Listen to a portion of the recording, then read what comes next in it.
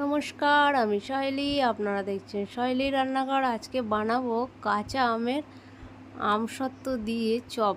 তো চলুন দেখতে থাকি কি লাগে। এখানে দুটো আলু আমি গ্রেট করে নিয়েছি, সেদ্ধ করা আলু, আর নিয়ে নিয়েছি কাঁচা লঙ্কা কুচি, রসুন থ্যাতো আর আদা একটু গ্রেট করে, আর নিয়ে নিয়েছি আমসত্ত্ব, কাঁচা আমের আমসত্ত্ব, যেটা আমি বাড়িতে বানিয়েছি, যার মধ্যে বিট লবণ আছে, ভাজা মশলা আছে, আর একটু সামান্য চিনি আছে। টক ঝাল মিষ্টি, এটা খুব মিষ্টি না কিন্তু, টক ঝাল মিষ্টি আমসত্ত্ব বাড়িতে আমি বানিয়েছিলাম এই কাঁচা আমের সময়। তখন এটা এই চাকু দিয়ে একটু হালকা হালকা কেটে নিচ্ছি ছোট ছোট টুকরো।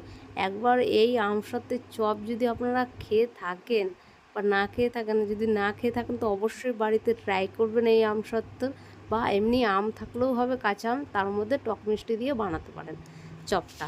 তো চলুন দেখতে থাকি এবার কি করে বানাই, পুরটা রেডি করে নিই। তো এইখানে একটা প্যান নিয়ে নিয়েছি, সামান্য পরিমাণ তেল দিয়ে দিয়েছি, 2 চামচ মতো দিয়ে দিলাম রসুন যেটা থ্যাতো করে রেখেছিলাম ওটা, আর দিয়ে দিলাম আদা গ্রেট করে রেখেছিলাম, দিয়ে একটু ভাজা ভাজা হয়ে গেলে দিয়ে দিচ্ছি সামান্য একটু নুন, দিয়ে একটু ভেজে নিচ্ছি এটা। এবার দিয়ে দেবো রেগুলার যে গুঁড়ো মশলা, 1/2 চামচ করে দিয়ে দিচ্ছি, ধনে জিরে লঙ্কা হলুদ, এটা অল্প করেই দিয়ে দিচ্ছি কারণ এটায় বেশি মশলা লাগে না, তো অল্প মশলাই দিয়ে দিচ্ছি।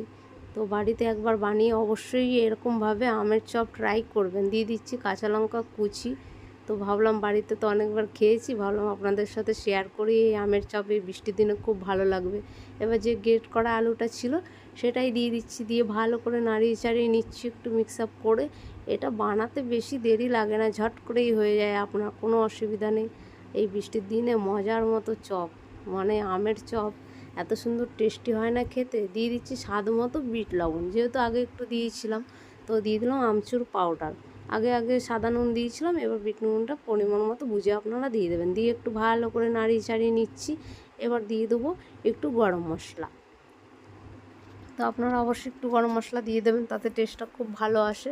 তো পুরটা প্রায় রেডি হয়ে গেছে। এবার নামানোর আগে দিয়ে দেবো যে আমসত্ত্বটা রেখেছিলাম, কাঁচা আমের আমসত্ত্ব, ওটাই দিয়ে একটু মিক্স আপ করে নেবো, কারণ এই আমসত্ত্বটা অলরেডি সেদ্ধ করা, কুকিং করা, মানে সেদ্ধ করে এই আমসত্ত্বটা বানানো হয়েছিল। তো এটা কোনো জাল দেওয়ার দরকার নেই, সামান্য একটু নেড়ে ছেড়ে আপনারা নাবিয়ে নেবেন, দিয়ে ঠান্ডা করে নেবেন। তো পুরটা রেডি হয়ে গেছে আমার এখানে। চলুন এটা রেখে দিই পাশে, ঠান্ডা হতে থাকুক। তো ওইদিকে একটা বেসনের ব্যাটার তৈরি করে নিই। তো এখানে নিয়ে নিয়েছি 200 গ্রাম মতন বেসন ছোলার ডালের, আর দিয়ে দিচ্ছি বিট লবণ, দিয়ে দেবো খাবার সোডা, ওই অল্প একটু মতো সামান্য পরিমাণ একটু হলুদ দিয়ে দিলাম, সব অল্পই দিয়েছি, বেশি খাবার সোডা লাগে না। দিয়ে একটু নেড়ে চেড়ে জল দিয়ে একটা ব্যাটার তৈরি করে নেবো ভালো করে। এই ব্যাটারটা তৈরি করার সময় আপনাকে একটু টাইম দিতে হবে, কারণ ব্যাটারটা ভালো করে ফাটাতে হবে। আপনারা হাত দিয়েও মাখতে পারেন, বা একটা এরকম প্যাচালার বা জালিদার কিছু একটা দিয়ে একটা ভালো করে এটা ফেটাতে হবে। ফেটানোর সময় আপনার চপটা কতদূর ফুলবে কি না ফুলবে সেটা ফেটানোর উপর নির্ভর করে। ফেটিয়ে আপনারা চাইলে 10 মিনিট রেস্টেও রাখতে পারেন বা আধা ঘন্টা, তাতে চপটা খুব ভালো আসে। তো ভালো করে ফাটিয়ে আমি নিয়ে নিয়েছি, হয়ে গেছে দেখুন, একটা এরকম স্মুথনি ব্যাটার হবে। তো রেডি হয়ে গেছে, এটা ঢেকে রাখছি। এবার যে পুরটা বানিয়ে রেখেছিলাম ওটা তো ঠান্ডা হয়ে গেছে। এবার হাতের সাহায্যে একটু চপের আকার দিয়ে নিই গোল গোল করে। চলুন দেখি, এরকম করে একটা চপের আকার দিয়ে নেবো। তো সবগুলো আমি এইভাবে রেডি করে নেবো। আপনারা অবশ্যই বাড়িতে ট্রাই করবেন আর বলবেন কমেন্ট করে আজকে আমার এই চপের রেসিপিটা কেমন লাগলো। তো চলুন দেখতে থাকুন, এখনও অনেক বাকি আছে। তো সবগুলো এই করে রেডি করে রাখি। এই চপটা, আমের চপটা না দুর্দান্ত লাগে খেতে, না খেলে বুঝবেনই না। তো চলুন সবগুলো রেডি করে নিয়ে নিয়েছি। এবার এখানে তেল বসিয়ে দিচ্ছি, সর্ষের তেল। চপ অবশ্য সর্ষের তেলেই ভাজলে বেশি ভালো লাগে, আপনারা চাইলে সাদা তেলেও ভাজতে পারেন। ব্যাটারটা আর একটু গুলিয়ে নিলাম হাত দিয়ে। এবার ব্যাটারের মধ্যে যে চপের গোলাগুলো ডুবিয়ে এবার এক এক করে তেলের মধ্যে ছেড়ে দেবো। ইজিভাবে আপনারাও বাড়িতে বানিয়ে নিতে পারবেন, কোনো অসুবিধা নেই। তো এরকম করে সবগুলো আমি এক এক করে দিয়ে দেবো, একটা একটা করে আস্তে আস্তে করে দিয়ে দিচ্ছি। অবশ্যই বাড়িতে ট্রাই করবেন এই চপটা। তো চলুন সবগুলো দিয়ে দিচ্ছি এক এক করে, দেখতে থাকুন। তো আমি এখানে এক ব্যাচ দেওয়া হয়ে গেল, একটু ওয়েট করি লাল হওয়া পর্যন্ত, যতক্ষণ না লাল হয়ে যায়। তো প্রায় লাল হয়েই এসছে। চলুন এবার উল্টে দিয়ে এগুলো দেখুন কতটা ফুলে গেছে। আমি যদি আরও রেস্টে রেখে দিতাম বেসনটা, আমি তো ইনস্ট্যান্ট বানিয়ে নিলাম, তো বেসনটা যদি আর একটু ব্যাটারটা মানে রেডি করে রেখে দিতেন মাখিয়ে, তাহলে আরও ফুলে যেত। তো চলুন সবগুলো লাল লাল করে উল্টে পাল্টে ভেজে তুলে নিচ্ছি। দেখুন কত সুন্দর হয়েছে, পুরো ফুলে পুরো বড় বড় হয়ে গেছে।